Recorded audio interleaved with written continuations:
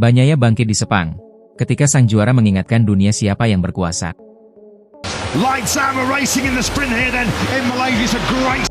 Di tengah panasnya aspal Sepang, Malaysia, Francesco Bagnaia kembali menunjukkan mengapa ia masih raja MotoGP. Lupa sudah bayangan kelam pasca Motegi. Hari ini, Bagnaia bukan sekadar menang. Ia mendominasi. Dari lap pertama, Pecco langsung melesat, meninggalkan para rival seolah-olah mereka datang ke lintasan hanya untuk menontonnya. Pedro Acosta, sang rookie sensasional dari KTM, hanya bisa menggigit jari, tertahan di belakang Alex Marquez yang tampil tangguh sepanjang balapan. Sementara itu, Joan Mir sempat memberi harapan dengan start agresif. Tapi seperti kisah lama yang berulang, keberanian itu tak cukup. Ia terjatuh di lap kelima dari 10, menutup peluang podium yang begitu dekat.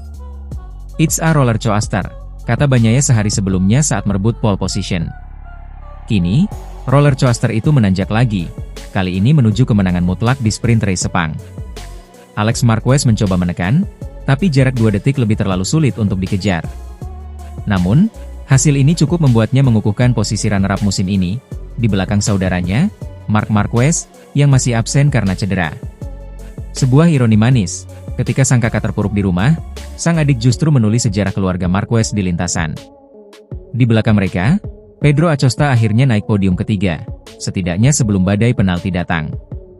Karena Fermin Aldeguer, yang sempat menyalip Acosta dan mengklaim gelar Rookie of the Year, mendapat penalti 8 detik akibat tekanan ban rendah. Hasilnya, podium lenyap sekejap, dan Aldeguer harus puas di posisi ketujuh. Breaking, Aldeguer kehilangan podium sprint setelah penalti, tulis Crash.net beberapa menit setelah balapan. Itulah MotoGP, tempat di mana kemenangan bisa berubah jadi bencana hanya dalam hitungan detik.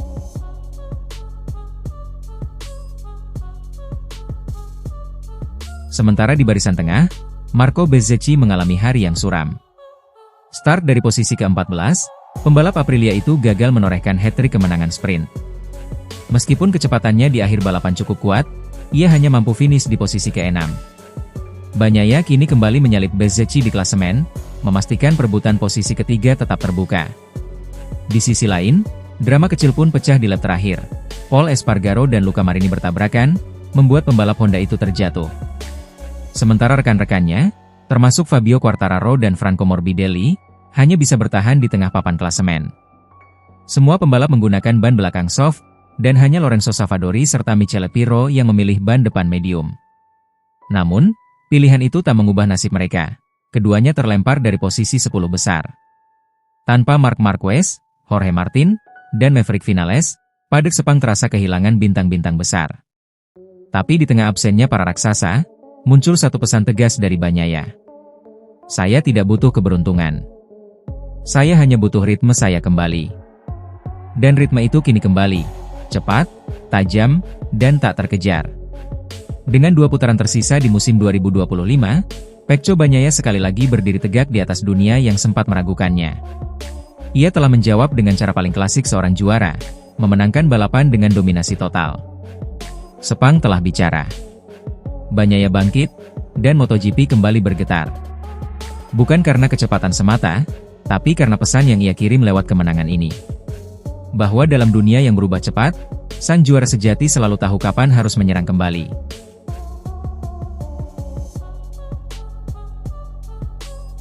Bagnaia blasts the sprint here in Sepang, completely untouchable, completely unrivaled.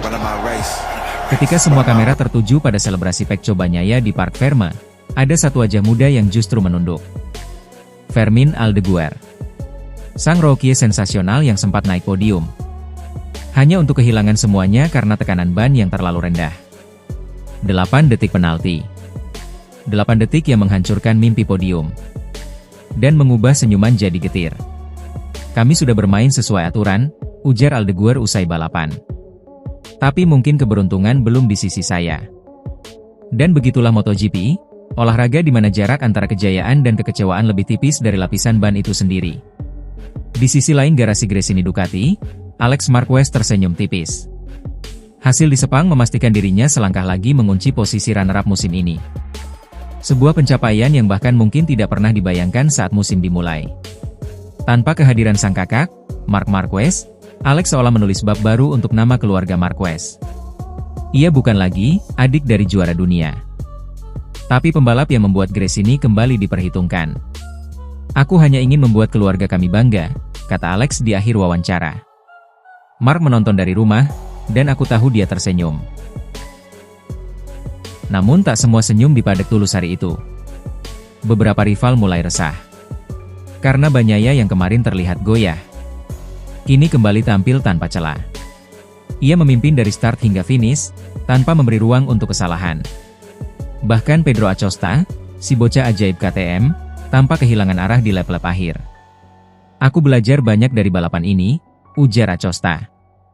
Bagnaia membuatku sadar seberapa jauh aku harus berkembang. Kata-kata yang terdengar rendah hati, tapi juga mengandung ancaman masa depan. Karena setiap kali Acosta kalah, ia selalu kembali lebih kuat. Sementara itu di kubu Aprilia, Marco Bezzecchi harus menelan kenyataan pahit.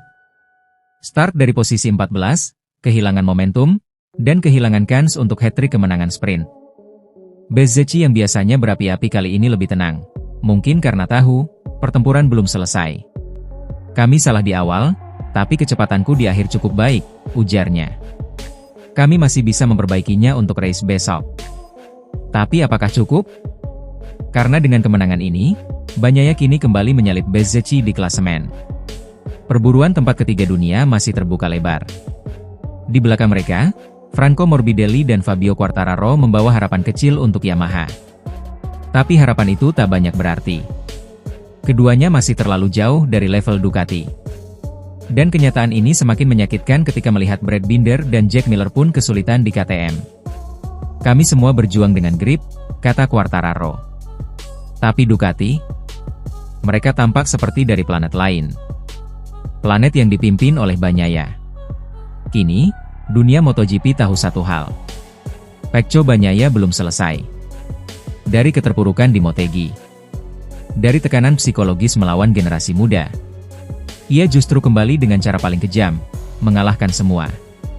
Dan sementara dunia membicarakan Marc, Acosta, dan Aldeguer, Bagnaia hanya tersenyum di atas podium. Menatap kamera, dan seolah ingin berkata, "Aku tidak pergi kemanapun. Aku masih di sini, dan aku belum menyerah." Sepang bukan sekadar kemenangan. Ini adalah peringatan. Bagi Acosta, bagi Bezzecchi, dan bahkan bagi dunia MotoGP. Sang juara lama telah bangkit. Dan ia siap menutup musim dengan pesan yang tak akan mudah dilupakan.